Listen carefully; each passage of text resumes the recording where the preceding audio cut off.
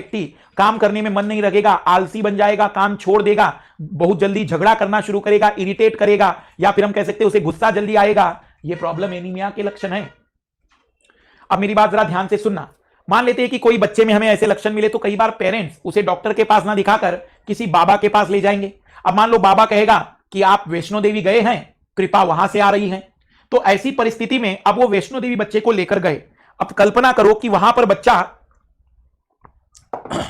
5-6 दिन रुक जाए,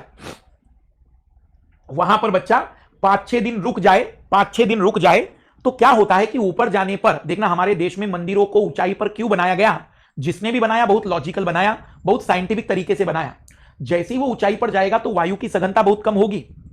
जो दवाइयां उसके शरीर में हीमोग्लोबिन का निर्माण प्रेरित करती, बिना दवाई के, क्योंकि अब शरीर को महसूस हो रहा है कि वायु की सघनता कम है, उसके शरीर में हीमोग्लोबिन निर्माण की प्रक्रिया रफ्तार पकड़ेगी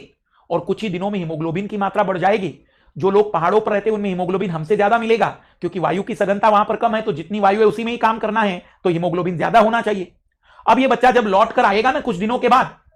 तो इसके शरीर में हीमोग्लोबिन पर्याप्त हो गया। अब ये चिड़चिड़ापन बंद कर देगा, काम में मन लगेगा, मेहनत करना शुरू करेगा, काम को पूरा करके रखेगा, लोगों को लगेगा कि बाबा की कृपा आ गई। और हर साल अब हो सकता है कि वैष्णो देवी जाएंगे, हर साल पहाड़ों पर जाएंगे, वो इसीलिए हर साल में एक बार तो ये पहाड़ों पर इसलिए जाना चाहिए क्योंकि हीमोग्लोबिन की मात्रा शरीर में पर्याप्त हो जाती है।